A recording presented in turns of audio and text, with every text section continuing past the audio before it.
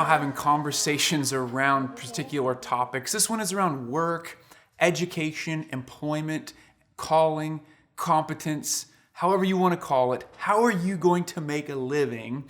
And not only that, what are your passions in life? What are the things that you believe you want to accomplish? And how does that work alongside your fiance's same passions and competencies and desires about education and employment? I'll never forget when I was in my master's degree program, I had a professor of mine who came up to me and he said, that while he was going through his doctorate, he got a divorce. He got a divorce because he neglected his wife's heart. So in other words, he was going through this PhD program, putting education above his wife because his wife felt alone, his wife felt isolated, especially raising the kids, and they ended up divorcing over it. And he told me this was a great piece of advice. He said, listen, I was single at the time. He said, listen, if you are going to get a doctorate, and I didn't even think at the time about getting a doctorate, but I remembered this very vivid conversation. If you are going to get a doctorate, I really encourage you to stay single and not get married until after you have it because of his own situation. And it so worked out that I got married after I had finished my PhD. And so it worked out really well for me. However, you marry young. You might be young right now. You might be in college. You both might be in college. If that's the case, make sure that you have conversation about who gets to finish education first.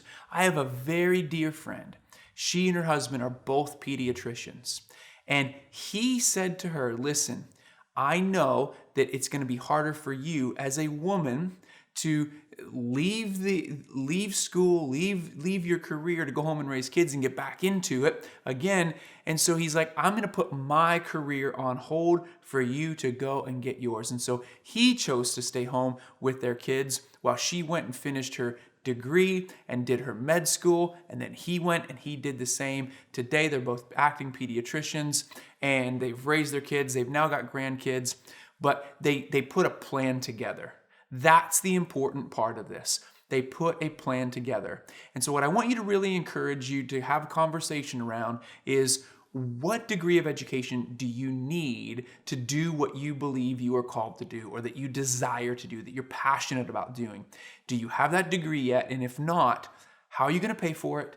And when are you going to get it? Are you going to get it now? Are you going to get married? Are you going to have your wedding day after you have it? Are you going to have your wedding day before you have it?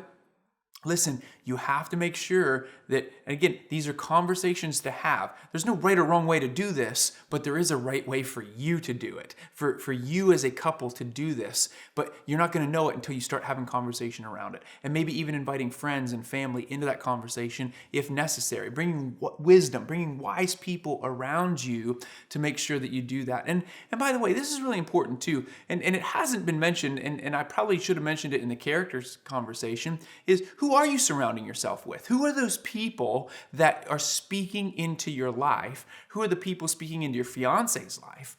Because those people, and you want to pay attention to their character. Who are you surrounding yourself with? Who are the people speaking wisdom into your life? And so bring those people around you as it relates to education, employment. Will the employment you want to do require you to make a move? Will the employment that you want to do earn you enough income to make a living and live the lifestyle you guys so desire to have as a married couple?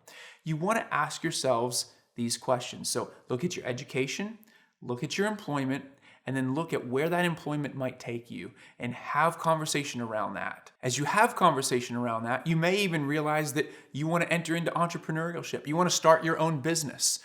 You don't want to work for somebody else, but you believe that starting your own business is important. Then as we know, really working hard, it doesn't matter whether you're going for education, it doesn't matter whether you're starting your own business, whatever that looks like, we know that there are seasons in life where you're going to have to commit really a lot of hours to making sure that business gets off the ground, to make sure you get your education. What will those seasons of life look like?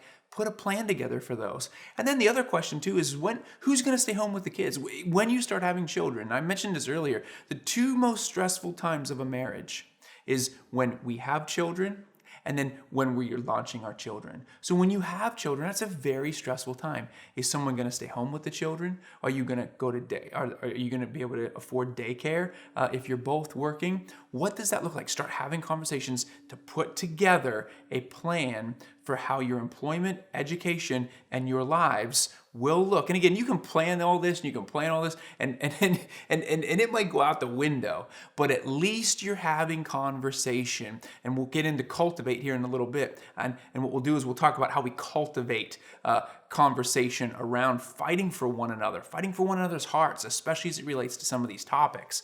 But make sure you look at work, employment, and education.